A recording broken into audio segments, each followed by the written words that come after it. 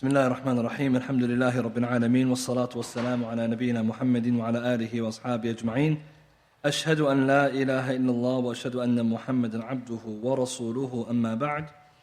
Continuing on our lessons on the merits and the virtues of Al-Islam, Mahasin al-Islam. We spoke about last week how Islam, it teaches us about the importance of beauty. Allah subhanahu wa ta'ala, He is the all-beautiful. He loves beauty. We talked about how Islam encourages somebody to try to appear in the best form possible. But we didn't finish that discussion because of the time. So I want to go there first, and then I want to talk about the next one. So we spoke about the encouragement for beautification in Islam. Inna Allaha jamilun yuhibbul jamal. Islam says Allah subhanahu wa ta'ala is beautiful and He loves beauty. With that, it's encouraged for somebody to try to appear in the best possible fashion, dressing up, to think and to remember that they themselves, Allah created us in the best form. We're all beautiful. But then, we said on top of this, is that somebody, they try to even increase in the beauty that Allah subhanahu wa ta'ala already gave them. Which leads to the question, what about somebody doing surgery or trying to use plastic surgery to become more beautiful? Is that from what Islam teaches us? Because ultimately, somebody may misunderstand what I'm saying and say, well, if Allah is all beautiful and He loves beauty, we should go and we should change the creation of Allah to appear more beautiful. This is very dangerous and very common in our society. So to explain this, we have to know some principles about changing the creation of Allah. What is meant by changing the creation of Allah? When is it haram in Islam for someone to go through a surgery to improve their appearance or to take away something harmful? A very important topic, because nowadays in our society, the non-Muslims, out of this desire to become more beautiful or better looking, they do haram. They change the creation of Allah, which Allah promised. Shaitan promised that He will get human beings to do. That they will change the creation of Allah. So, our scholars, they lay down some principles, and we'll mention them now, in terms of how to understand تغيير خلق الله, changing the creation of Allah. What does it mean? Okay, number one, we have to know. Changing the creation of Allah is not allowed in Al-Islam except when the Sharia allows it. Means any kind of change in your physical appearance is not allowed in the Sharia unless the Sharia itself, Allah's legislation, allows you. That's the first principle. And some of our scholars, they mention this. Whether or not that kind of change is permanent or it's temporary. If the Sharia allowed that change, you're allowed to do it. But what the Sharia didn't allow, you cannot do it. Period. The principle. Today, the non-Muslims, they go and they change their physical appearance. Cosmetic surgery we're talking about, cosmetic plastic surgery, out of the idea that they want to beautify themselves, forgetting that Allah subhanahu wa ta'ala created us in the best form. صَوَّرَكُمْ وَأَحْسَنَ صُوَرَكُمْ. Allah fashioned you in the best of manners. So the first principle, it's haram in origin to change the creation of Allah except what the Sharia allowed. And this was mentioned by Shaykh Al-Albani rahimahullah in Silsil Huda An-Nur, tape 887. I give the example now. In the Sharia, in Islam, we're allowed to, and we're encouraged, especially for the men, in fact it's obligation for the men to circumcise. The circumcision for men is obligatory. Now circumcision for men, that is changing the creation of Allah, isn't it? You're taking off something Allah put in you. So here the Sharia allowed it, so it's allowed to do it. Versus, right, in comparison to tattooing. Tattooing is haram. Even though tattooing is permanent, just like the circumcision is permanent. We're going to talk about later, permanence versus impermanence. But some people think it's haram when it's permanent only. Not that easy. Permanence and impermanence goes back to the Sharia. So if the Sharia allowed it, even if it's permanent, it's good. Another example, when a baby is born, you cut the umbilical cord. Permanent things, right? But the Sharia allowed it. Whereas tattooing is haram because it's not permanent. Right? It's not permanent. Now, with that being said, tattoo is permanent. And it's permanent and it's haram, not only because it's permanent, it's because the tattooing itself is haram in the Sharia in the same verse, in the verses in Surah An-Nisa. And if you look carefully there, you'll notice Allah subhanahu wa ta'ala, when He mentioned the prohibition of changing the creation of Allah, some of the Salaf, they interpret that verse to mean tattooing. Qaadir rahimahullah said tattooing is the writing of shaitan. And it's true, because when you see someone all over tattooed, you can't tell if they're a human or not. They don't look better. That today, there's an increase in tattoo removal, laser removal. See, there's a reason behind it. Number 2, changing the creation of Allah is allowed if it's done to remove a blemish or a defect that came to somebody after they were born, or they were born with it. So the second one is changing a defect which someone has been born with. Right? So this is very important. If you understand this point, you will understand the difference between this kind of surgery and the one that we talked about in the first point. Changing something you're born with which is defective, for example, someone being born with an extra toe, extra finger, or extra teeth, or any of these kind of things, it's not haram. Why? Because that's corrective surgery, not cosmetic surgery. Pay attention. Corrective surgery is allowed in Islam. Cosmetic is the one we're prohibiting and the Sharia prohibited. والدليل, Ibn Abbas radiallahu ta'ala anhuma narrates, قال لعنة الواصلة والمستوصلة والنامسة والمتنمسة والواشمة والمستوشمة من غير داء. Hadith Sahih Abi Dawud, Nabi sallallahu alayhi wa sallam cursed the woman who wears fake hair, the one who gives it, the one who wears it, and the one who gives it. The woman who pulls out her hair for other people, يعني the plucking the eyebrows. The one who plucks the eyebrows, the one who does it. The one who asks for and the one who does it. The one who tattoos and the one who asks for the tattoo. So the tattoo artist and the one who's asking.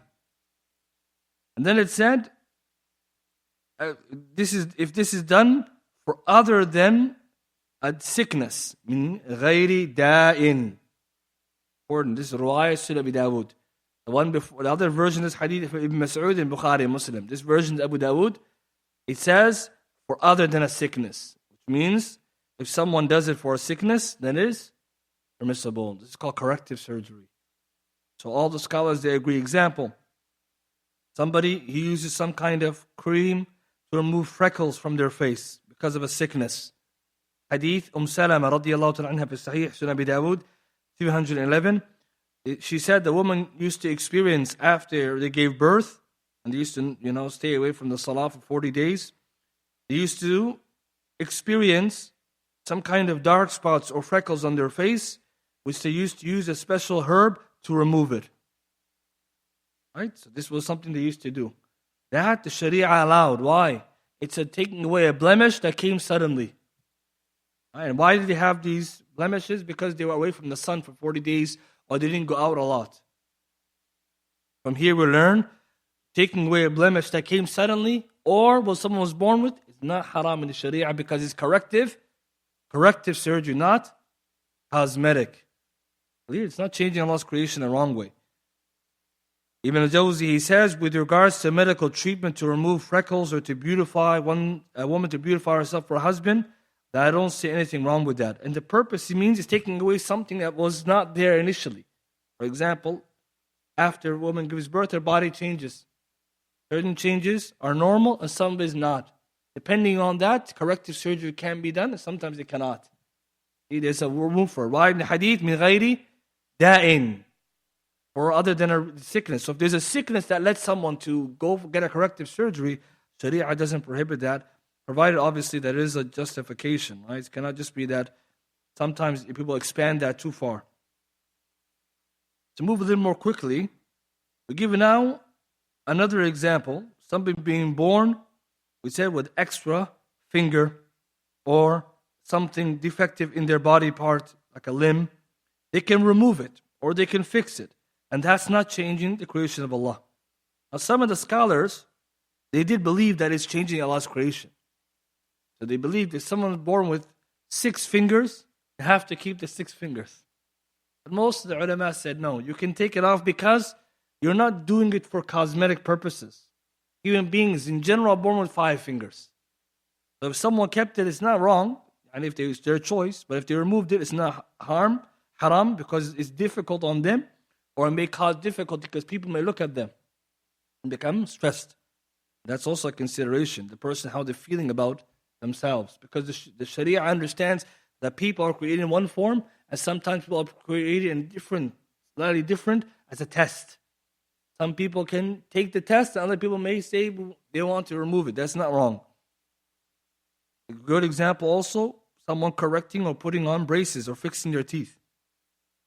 Continuing from this is that, what is the principle then when someone knows something is cosmetic versus corrective? Shaykh Ibn Uthaymeen says, if the change is for beautification, then it's not allowed. But if it's done to remove a blemish, then it's allowed. So the difference to do, why are you doing it? Because the hadith in Bukhari and Muslim that says, the Prophet cursed the women who do this, it says, لِحُسْن, they're doing it for beautification. For beautification, that's the one that the Prophet prohibited. Which leads to our third category. If the change is done for beautification purposes solely, just to look better, not to correct what you already had, or to correct what people usually have. And you don't have what other people have, and you're born this way, and you want to go back to a normal way. If you're doing it for beautification, which is cosmetic surgery, then the scholars mentioned that is prohibited in the Sharia. Prohibited. And some of them said further, if it's permanent, then it's wrong. If it's not permanent, then it's not. But the correct opinion, if it's for beautification, then it's not allowed. Not allowed. And what it's meant by this is that someone is doing it solely for purification, and the Sharia didn't allow that type of purification. You have to write that point. Because what about some types of purification the Sharia allowed? We say it's allowed. We're talking about beautification, the Sharia didn't allow it, and you only want to beautify. For example, someone changing their height, changing, for example, their physical appearance just for beautification. Not allowed. And some scholars, they add to this, if the Sharia allowed it, it's permissible, and usually the Sharia allows beautification if it's temporary or it's more natural. Example, women putting on henna or kuhul or makeup nowadays. Why is that one allowed? And it's for beautification, but plastic surgery is not? Simple. Plastic surgery, Sharia didn't permit. It only permitted corrective. And beautification like makeup and others, the Sharia allowed it because Sahabiyat used to do it. And it doesn't last till you can wash it off. It doesn't change someone's appearance to the point that you wouldn't be able to recognize them or its permanence is there. But even sometimes someone will say, what if you go excessive? You go too far. And that's another consideration. What if someone puts makeup on, they change their look, they look like somebody else?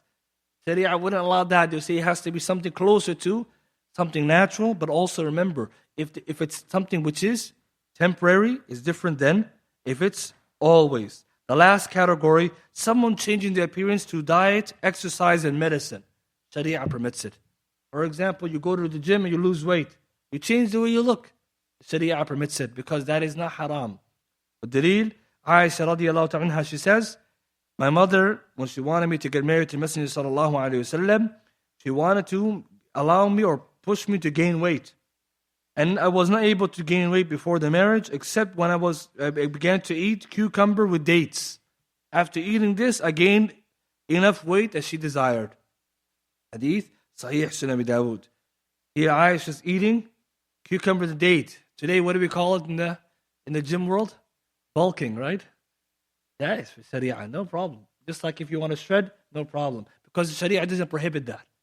And it's exercise that is natural. However, we're coming back to the last point. If someone does something like, how about medicine then? You eat a particular medicine to help you lose weight, no problem. Or you eat some kind of herbs to help you lose weight, no problem. But we also remember, it should not be something which leads to permanence or is dangerous to the health. La dara wa la dirar. Connected to this, someone may say, how about then if I use medicine to change my skin color permanently? For example, skin whiteners. Is that allowed in the Sharia? No, because that's changing Allah's creation is permanent. Skin bleaching is permanent. Whereas someone put on, for example, we gave before the example of makeup, that's different. Because the makeup is just going to give a temporary change in the color. For example, lightening the face because it's powder. That's temporary. Whereas this one is permanent. If you understand these qawaid, brothers, next time when you hear about changing Allah's creation, it becomes a little bit easier to understand. Because truth be told, it's not black and white between the ulama. It's not. So these 4 categories, I summarized after reading many of what the ulama said and gathering all their points so you can have then a summary. Because when you go online, you'll find different views. But why did we mention that? Sharia doesn't allow someone to take the beauty of Islam to the extreme. Allah created us beautiful.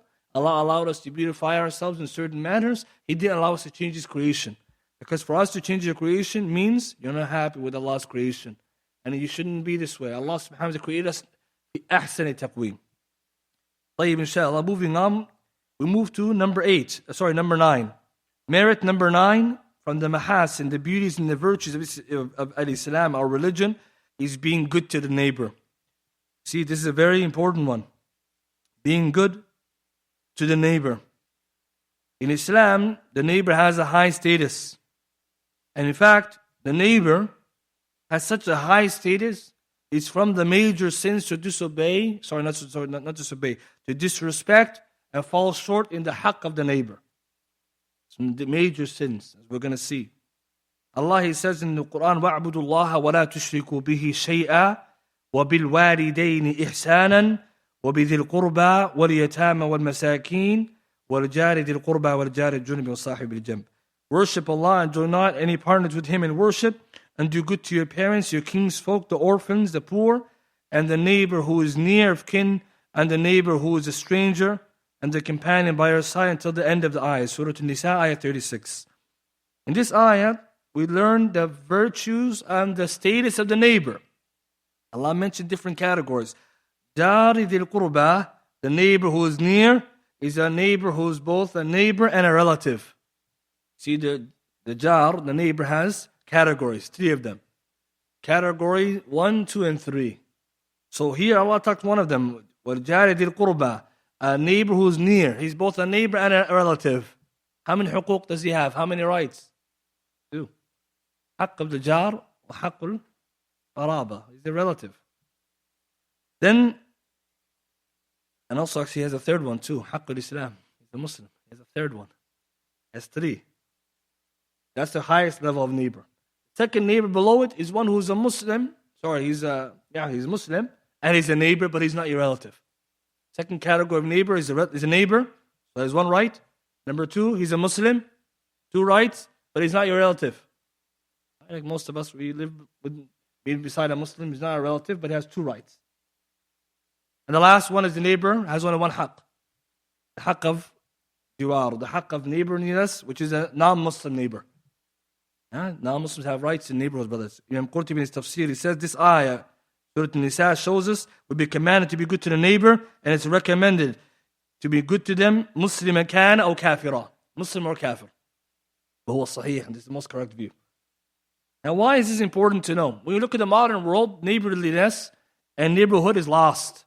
I'm going to show you some books and studies, brothers. This is an ill effect of the modern society. Society which is built on sophistication and technology, but not in morals and dealings. Pay attention. Today we live in the modern world, but we have loneliness. We have skyscrapers and houses, but we don't have community. So here, the ulama, when they talk about the neighbor, it's one of the beautiful things in Islam. And the neighbor, like we said, is a Muslim, a kafir, a good doer, even a fasiq, a wicked doer. Imam al-Dhahabi has a book on Huquq al-Jar. He has at one of his chapters how to deal with a Muslim who's a sinner. Allahu Akbar. Muslim, maybe a Muslim's a bad guy. He's still a Muslim. Or he's not Sunni, Shi'i. What do? Imam Dhahabi, if you go, you can read it. He has a nice section we can share later. How to deal with that neighbor. But brothers and sisters, what's the haqq of the neighbor anyways? What's his right? Number 1, you give them greetings. As a Muslim, you say, Assalamu alaikum. As a non-Muslim, you say, good morning or hello. And it's not haram in Islam to begin that. When the hadith says, don't begin the salam with the disbeliever, it means don't say Assalamu alaikum to them in the beginning. The ulama explain when it says other things, you're allowed to. Good morning, how are you doing? Good. Especially when you have a non-Muslim neighbor, you greet them. Number 2, you give them gifts now and then, if you're able. Good one. That's a good da'wah too, especially if they're non-Muslims. They're Muslim, tahadu tahabu. You don't want fitna with your neighbor? Give him a gift. How can he complain about you? when you shovel their lawn or their driveway. And it's khair, it's good da'wah. Another one smiling at them when you see them. Again, neighbors could be male and female. So if it's a female opposite gender, you have to take better precautions, because then it's going to become fitna. Asking about them when they're absent or they're sick. How are you? I didn't see you. Do you travel? Important. Not harming them. That's the least. You can't do above, don't harm them at least. Which means don't make trouble for them. Don't put your garbage in their area. Don't block their car. Don't do all these things like this. And there's more. But these are some of the basics. And of course, other things that make neighborhood popular or powerful, like cooperation, ta'awun. Nabi sallallahu alayhi wa sallam fil Bukhari, a Muslim, when he didn't have, his household had nothing to eat except for water and dates. How did they survive? Aisha said, we used to get some milk from our neighbors. Ta'awun, the neighbors, they help each other. Was I in the end of Surah Ma'un? وَيَمْنَعُونَ الْمَاعُونَ. The good neighbor doesn't prevent their neighbor from the ma'un. What's the ma'un mean? Ask you for a pot, a cup, some sugar, some salt. Some people are stingy. Ask them, can I borrow? I mean, nowadays, no one's going to do that anyways. Knock your door, ask for milk. Most people feel shy. If your neighbor asks you, give them. That's deen. But now, when you think of all this, it goes more, brothers. Hadith Bukhari Muslim. ما زال يوصيني جبريل بالجار حتى ظننت أنه سيورثه. The Jibreel continued to tell me about the rights of the neighbor till I thought the neighbor would become from the inheritors. You know, the neighbor is not an heir. But he kept talking about the haqq of the neighbor. I thought he's going to be one of them. متفق عليه. When it comes to the haqq of neighbor also, a good Muslim, part of your iman, kamalul iman. Right? Part of your perfection of your iman. As actions from iman. لا يدخل الجنة من لا يأمن جاره بوائقه. He's not going to enter Jannah, the one whose neighbor is not safe from his harm. What does that mean? It means if you're a true believer, you don't harm your neighbor. It could be, for example, ulama give the example of between you and the neighbor, if you have a house, you have common space, a fence maybe separating you, and you go on you. Instead of asking, can I build something on this side of the fence? Because you're sharing it. Maybe this is your side, that's his side. You just go and you do something, you harm them. Or you take the common space for yourself. You can't do that. Or for example, Shaykh Uthaymeen gives example, you blast the radio with the Quran, and not music, with the Quran, and you're annoying the neighbor. Or you open the window, and what happens? Right? All the noise of your house comes, or whatever's going on there. This is not allowed in Islam. Now, how about going beyond that, doing good to the neighbor? يا أبا ذر يا أبا ذر يا أبا ذر إذا طبخت مرقة فأكثر ماءها وتعاهد جيرانك. Hadith Muslim. Oh, Abu Dhar, when you cook soup for your family, put extra water and give it to your neighbor. In one version of the hadith, it says, your Jewish neighbor. See, that's a good da'wah. You give them food. Ramadan, you're eating iftar, you give them something. Easy way to break the ice. This is Ramadan, this is iftar. They're going to be thanking you because they don't know, you teach them. But the ulama say, why? The Prophet doesn't talk about the food. This is particular for the wealthier neighbor. Those who have money, your neighbor is not so wealthy. Because if you're rich, then you have to help your neighbor. Right? The shurrah of this hadith, past and present, they say, the one who has money and wealth, if their neighbor is hungry and poor and they know it, they have to give them. One of the ulama, in explaining this, he explained that, especially if you are cooking something at home and it smells very good, and your neighbor smells and they don't have money, they can't eat what you eat. It's going to break the hearts of the family and the kids, because they want what you have, but you can't have it. So what do? You also give some parts to them. SubhanAllah, imagine you open the window and then they're smelling what you're cooking and they don't have. And you know that. And here we take a benefit. It shows you Islam goes up and beyond just not harming them. These are the higher levels. But if someone couldn't do that, at the very least, don't harm them. When we say don't harm them, we mean don't talk bad about them. Don't backbite them. Don't slander them. Don't curse them. And we know there's a hadith, many people, they know about it, about two women mentioned in the presence of the Messenger sallallahu alaihi wasallam. One of them, she used to do all kinds of khairat, but she used to talk bad about the neighbor. And the other one who did the basics, only the fard actions mainly, and didn't harm the neighbor. Prophet sallallahu alaihi wasallam said the first woman's in Jahannam and the last one's in Jannah. Brothers and sisters, imagine talking bad about the neighbor when they're not there is haram, even if they're kafir, because they have haqq al-jiwar. Today, one of the worst things, you might have somebody just in his house talking bad of his neighbor. If he really bothers you, open the door, knock his door and tell him. Very easy. You want to talk about it, talk to them. But in your house talking, what kind of Islam is that? What kind of deen is that? It also shows you how dangerous it is, major sin, because the Prophet said, فَهِيَ فِي النَّارِ. She's in the hellfire because of that. If you add something on top of this, being patient with the harm of the neighbor, because some neighbors are very difficult to deal with. The ulama say you only have 3 solutions. One of them, you talk with them, you try to solve it. Number 2, you be patient. Number 3, you move away. That's it. There's no number 4, you curse them and you backbite them. 3 options. Then 1, you go and you solve it. Can't do that. Number 2, be patient. Here's a beautiful hadith to encourage, especially when you have a neighbor who just can't deal with them. They're not moving and you're not moving. And you can't deal with them. قال عليه الصلاة والسلام ثلاثة يحبهم الله. 3 people Allah loves them. ورجل يكون له جار.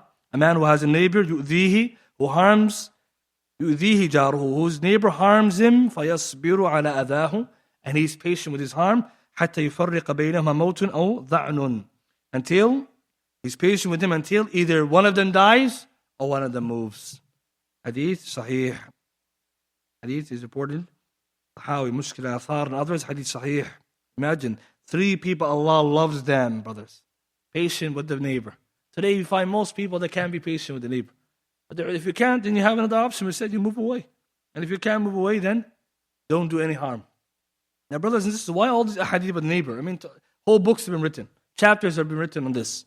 Because Islam teaches us to be good neighbors.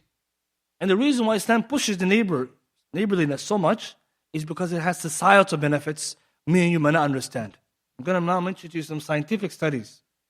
Sociological studies today, non-Muslims have concluded the power of good neighborliness and social interaction with neighbors. And all of the kuffar, what they said, is in the hadith of Rasulullah. Wallahi, when we look at this point, you see Islam teaches us something only today we are appreciating. So, one of the things that the non-Muslims, they came to realize is that being good to your neighbor or being interactive with your neighbor, it does a lot for your well-being, psychologically, physically.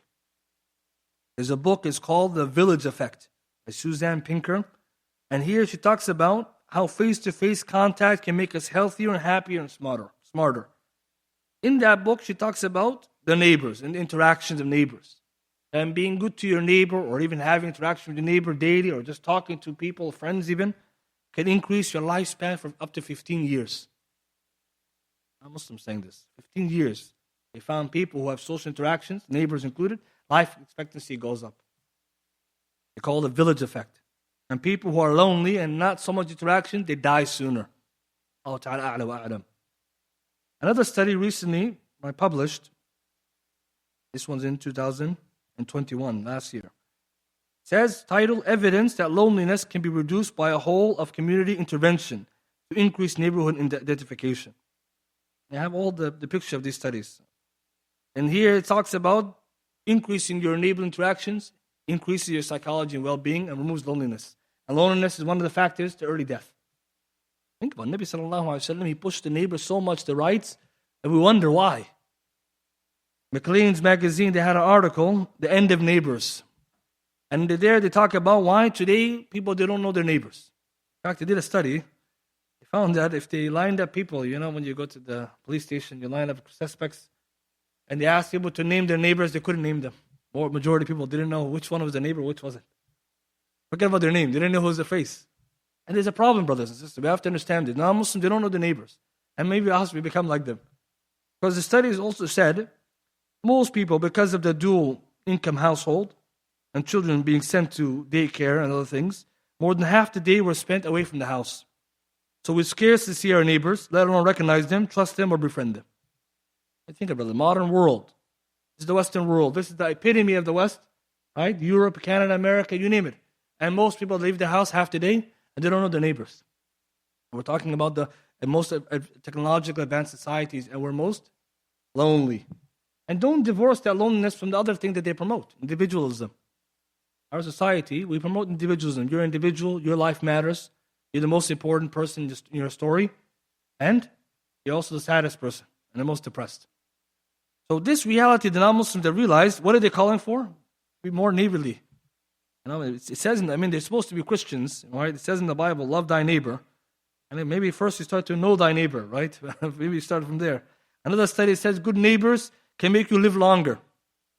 Living close to family members or friends you know well can make you physically healthier and help you age slower. In one study it said, global study finds knowing as few as 6 neighbors reduces likelihood of loneliness. Just knowing 6 neighbors. Another study said, if you say hello to your neighbor, and you're just talking to say to him hello, it improves your life by double, just by saying hello and meeting them. Brothers and sisters, when we think about this stuff, it's almost shocking. Because what is all this? This is stuff from the deen. Even the Christians, the Jews, they know, but they also move from their religion. But in Islam, a good Muslim is good to their neighbor. At the very least, it doesn't harm his or her neighbor. And that's the mahasin had deen. Because if I'm lazy, or I'm shy, or maybe I'm just not a friendly person, the Islam pushes me to say hello to my neighbor. Islam tells me to go give food to my neighbor. Islam says go and watch out for your neighbor. And Islam says don't harm your neighbor. Whether that means harming them, their children, their family. And let's say someone is tested by their neighbor. Islam says be patient with your neighbor. Most people today, they have a problem with their neighbor. Like when I say problem, it means the problem that they are not speaking terms. Or they took the issue to an attendant board or some other issue. Or the physical altercations. Yawm al-Qiyamah, amongst the first people to have hisab are 2 neighbors. From this, all of these points now, brothers, we go now to a hadith that reminds us of everything I just said now. Everything I just told you now, I'm going to be connected to a hadith. Hadith Aisha fi Musnad Imam Ahmad. Aisha radiallahu anha mentioned something very interesting. Nabi sallallahu alayhi wa sallam said, Silatul Rahim wa husnul jawari wa husnul khuluqi ya'murani diyari يعمران الديار ويزيدان في الأعمار. Hadith Sahih. That being or tying the ties of kingship with your family, being a good neighbor or good neighborliness, good actions or good manners, increase or develop society and increase your lifespan. Hadith Abu Ahmad, Muslim Ahmad, Abu Adam Mufrad Bukhari, Hadith Sahih. This hadith, the ulama, they explain amazing the sharh. First, يَعْمُرَانِ الدِّيَارِ. How can good neighborliness, good manners, and tying the kingship improve society? Imam San'ani in Tanweer, Sharh Jami' Saghir, volume 6, page 585. He explains that this is from the asbab, one of the means to make society and its environment more wealthy or more wholesome. It increases, for example, the benefit in the land, in the animals, etc. Means it improves the society, being good to each other. Some ulama explain and say, tribes and families who connect ties of kingship have more lineage. And those who don't have fighting, they have a smaller lineage, less kids and less family. But I want to be more interested in the last part. وَيَزِيدَانِ فِي الْأَعْمَارِ, brothers. It increases your life. What did I just tell you about that book? How many years? He said 15 years. Allah alayhi salatu wasalam, Nabi sallallahu alayhi wa sallam already said it. Hey, wallahi, this deen Islam, guys, no one can compare this. Ask a Jew, a Christian, ask any religion. What do you guys get out of being good neighbors? Nothing. Maybe they'll say for the akhirah, Islam doesn't deny that. The ulama say it's not haram to do these actions. For example, call your family members for the benefit of dunya wal akhirah, it's allowed. But you see how Islam, if you do something in the deen, Allah automatically will give you benefit in the dunya. For example, if I'm just good to my neighbors, I'm good to my family members, I call them, I visit them, Allah will make that the reward in the akhirah, but He won't also leave me the benefit from the dunya. So you don't have to intend it. My brothers and sisters, can you imagine today, as Muslims, we have this cure of being good neighbors. We have it in our deen, we have to be the best neighbor. I mean, I saw recently in YouTube in America, there's one Muslim man, he won the neighborhood award. I think in Chicago, more than once. He's the number 1 neighbor of the whole city. The non-Muslims, they know him by name, they give him an award in the city hall. Twice now he won it. It's like, I think he's the record. This kind of stuff is big da'wah. But also the bad da'wah. Someone doesn't know the neighbor, doesn't check on them. Worse, betrays them. What kind of da'wah is that? What kind of Islam is that? It's not the good one. And that's why Islam teaches us to be good to our neighbors for these benefits, but also it shines in our deen. But if someone were to tell you that our religion is a beautiful religion, the proof is in what it teaches us to do. Even if you don't like your neighbor personally, you have to treat them well. And the ulama, they give also modern day examples where somebody may cross the line with their neighbor. And we'll finish with this one, move to the next. Somebody, for example, their neighbor might have some kind of amenities or benefits in their property. We're not allowed to go and extend and take it illa bi'idhin, except with permission. For example, the neighbor's property is off limits. Unless they told you, please watch over my area as I travel, or they tell you, you can take from any of my utensils here or my equipment. You can't just go there and just take it. And on top of that, the ulama discuss taking your neighbor's internet and their Wi-Fi without permission. And someone will say, but they left it unopened. Left it open? What does Islam say? Even if they left it open, not allowed. Because some hadith, they also come to teach us, not that only does the neighbor have that haqq, but the neighbor has a haqq higher than anyone else. One hadith says, stealing from 10 different houses is less of a sin than stealing from your neighbor's house. Just as it is, imagine someone steals from neighbors, one of the worst people. But imagine today someone may say, I've been with a neighbor, he's just taking his neighbor's Wi-Fi, he didn't ask permission. I mean, if you asked them, he said no, they have all the right. But if they didn't know and you take it, what kind of his da'wah is that? That's Islam. That's our religion. And when we talk about this, brothers, we have to be proud. Some people now come and say, but what if they didn't put a password in? What are you talking about? If they didn't put a password or not, it's not allowed to take someone's property illa bi tibi nafsi min, except with his goodwill.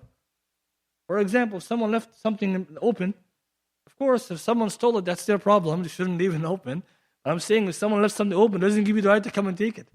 The brothers and sisters, that's our deen. We have to raise the bar. And I wanted to mention this point because today, in the modern world, people, despite all the money, all the family, all the money, all the salary, all the technology, we have loneliness. We can't be neighbors. We don't know them until the Western world has tried to solve the problem by developing the ministry of loneliness. In more than one country, there's a ministry of loneliness. The job is to go find the people who are lonely and give them help. No, we don't need that. You have a neighbor who's lonely, you go knock his door and say, come visit me. I'll visit you. Yeah, the ministry of loneliness. In Japan, in some parts of the Scandinavia, they have ministry of loneliness. We cannot be forgetting that. Why do they have that? Because they erased one thing and tried to replace it with something. Shall we move to number 10? The 10 merit or benefit and virtue of Islam is the salam, the greeting. In our religion, when we say salamu alaykum, it's one of the great benefits of our deen. The tahiyyah, we have something to unify us. Now this one, it takes some time to explain it, but we'll just touch on a little bit. The first thing is that giving the salam, saying salamu alaykum from Muslim to Muslim is the haqq for the Muslim. And it's also one of the best things that shows our religion. Allah says if someone, the Muslims or someone greets you, فَحَيُّ بِأَحْسَنْ مِنْهَا أَوْ رُدُّوهَا, give them the same, give them more in return, or give them at least the equal. This ayah, it's interpreted in more than one meaning. One, if someone says salamu alaykum to you, you must say salamu alaykum minimum, or wa rahmatullah wa barakatuh. Minimum. You say salamu alaykum at least. Or you go higher. But it also applies to other greetings. Someone says good morning, you say good morning back. You don't just say good morning, you walk away. What kind of behavior is that? Imagine, from this ayah, the ulama took other tahiyyat even. If someone comes and says to you, good morning, or how are you doing? You answer them. It's number one. But the Muslims, we don't only have a greeting for everyone. We have a greeting for Muslim. حق المسلم على المسلم ستة. And one of them is, if you meet him, إذا لقيه فسلم عليه. When you meet a Muslim, say salamu alaykum. Now why do we say salamu alaykum, brothers? This is powerful. We have to understand this deep. Because this salam that we're so used to, its status cannot be found in any other religion. Number one, salamu alaykum, when you say it, the meaning behind it is both a greeting and a dua. It's not just a greeting to show you that I'm Muslim, it's also, what? A dua. May the peace of Allah subhanahu wa ta'ala be upon you, and His mercy and His barakah. Next week I'm going to read you what Ibn al-Qayyim says, Bada'u Fawaid. He talks about the Mahasin al-Islam, Ibn al-Qayyim says, is the tahiyyah. I'm going to, inshallah, I'll read next week. He actually talks about it. But in the salam, you're asking someone for three things. May Allah give you safety and peace, and the mercy and the blessings. And Ibn al-Qayyim says, why these three? He explains the hikmah behind those three. Next week I'll talk about that. But to get to the point, it's dua and it's greeting. Other cultures and religions, they have a greeting. Good morning, how are you doing? or the Jewish people shalom. But it's not like salam. Some of the researchers say salam and shalom is the same. It's not the same. Shalom in Hebrew just means hello. Salam is not just salam, hello. It's asking Allah for three things. Number one, may Allah give you salama min afat. May Allah protect you from afflictions in your heart and your body. Brothers and sisters, you say salam alaikum, may Allah keep your body safe and keep your deen, your heart safe. Allahu Akbar. That's what you're saying when you say salam. Number two, wa rahmah, Allah's mercy be upon you. Which means Allah continue to have mercy upon you and give you His khair, His goodness. Wa barakat, and the extra goodness, the divine blessing from Allah to keep you flourishing. That's what you say when you say salam alaikum to somebody. Not hello. It's never the same. That's why Allah criticized the munafiqun, that when they meet you, they say other than what Allah says. Brothers and sisters, when you give salam to someone, the benefit behind it is not only dua side, it's also knowing me and you're a Muslim. Unity. We spoke about it 2 weeks ago. Islam, salam is a unity. It proves that I'm Muslim and you're Muslim, we know each other. If I don't know you, and you're a Muslim, I still give it to you. Take this to compare it to the Western world and other religions. They don't have something to unify them. They can't. When they see someone, they know how you're doing. Maybe out of gratitude. But if I don't know you, Islam says it doesn't matter. If you're a Muslim, I have to give you your haqq. It also teaches us that between me and you, there's no problems. I'm asking Allah to bless you and have mercy on you. So no salam. Someone gives you kalam, speech with no salam, be careful. Dangerous. They didn't give you salam, there's no safety. Sometimes someone comes to you immediately, they didn't give you salam, be careful. You don't know anything what this person could do. But when you say salam alaikum, it's like a peace, nothing between me and you. On top of this, brothers, other religions, they don't have. The ulama have khilaf, and I finished because it's salah time. Between Adam alayhi salam was taught the salam by the angels. Allah told him to go to the angel, learn the salam. The hadith is there. And then Allah told Adam, this is the greeting for you and your dhurriya, your children. Ulama didn't have debate. Is salam min khasa'is hadhihi al-ummah or not? Is salamu alaykum special to our ummah or not? One opinion scholars say is everybody had it because Allah subhanahu wa ta'ala taught Adam and his dhurriya, who were his children. The Yahud, wal Arab, wal Arab, Ajam, all of them. And Imam Sar'ani said that the Arab, they knew it, from the Rasul sallallahu alayhi wa sallam, our deen. But the non-Arab, like the Jewish people, they didn't know it. Or sorry, they knew it, then they forgot it. That leads to a hadith. Prophet sallallahu alaihi wasallam said there's two things the Jewish people are very envious of you. And one of them is the salam, and the other is the ta'meen. When you say, وَالضَّالِينَ آمين, behind the imam, the Jewish people are envious. Because the unity that we have behind that, and Allah answered our dua. Brothers and sisters, the question now comes, why were they envious of the salam? One opinion, they knew it and they forgot it. And now they replaced it with shalom. Not sufficient. Second meaning, they didn't know it, only we know it. And when we say to each other, we don't mind what culture you are, what religion you are, ethnicity, what say some Muslims, salam alaikum. The one you know, you don't know. Brothers, this is a powerful point. Today in our society, someone says, how can we better improve our communities? First, we have to get to know one another. How can we get to know one another? Greet one another. How do you want to improve your society? Love one another. Afshu salam bainakum. Spread the salam between you. That's how you're going to love one another. So next week we'll continue from this one more detail. That salam is from the mahasin, brothers. It's from the virtues of Islam. Because even now, if you see anywhere in the world, you can meet any Muslim and say salam alaikum to them. So we'll take one question. It says, are hair implants permissible? In Islam, the hair implants are permissible because they are fixing, what was it? What are they fixing? Correcting a defect or blemish. Scholars permitted, provided it's safe and not harm. Something you had here, you lost it. So, min ghayri da'in, corrective, not cosmetic. Also, it has to depend on the person's intention too. If someone has good hair and they want to make it longer or something, then they go in the first part of the hadith because you're trying to extend your hair. So we're talking about someone wants to correct balding, it's permissible to do it, provided that the hair implants are not harmful to the person. Allahu a'lam. You have a question about this? I'll give it to him, inshallah.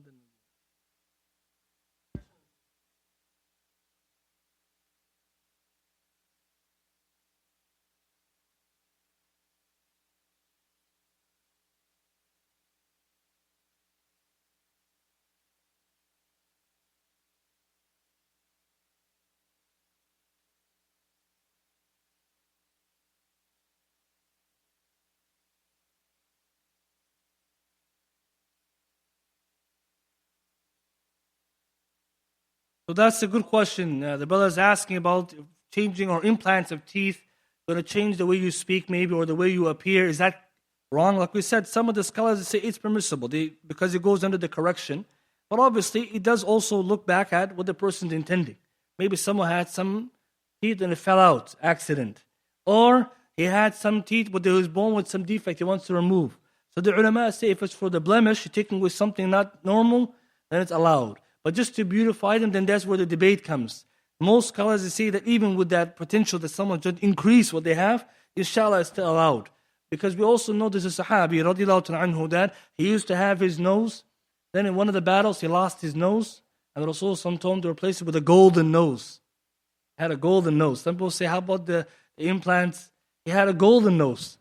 First it was silver, then it rotted. Then he changed it to gold. The ulama said this is the clearest evidence that he's replacing something, but the appearance is very different. Imagine your nose was shining gold. So here it's something to say that if it's just a blemish, your intention counts. But some people could have good teeth, and he just wants to make it better. And it goes back to the other hadith, because the hadith in Ibn Mas'ud said, the woman who parts her teeth, lihusn, for beautification. That one Allah curses her. Why? Because she's not parting her teeth for any need, except she wants to look better. See, so someone's example just wants to correct something, even if it changes slight their voice, it's from the angle of blemish. Inshallah is forgiven. Barakallahu feekum. Inshallah, because of the time we'll end with this. Next week we'll continue from this one. Subhanakallah bihamdika ashhadu an la ilaha illa ant astaghfiruka wa atubu ilayk.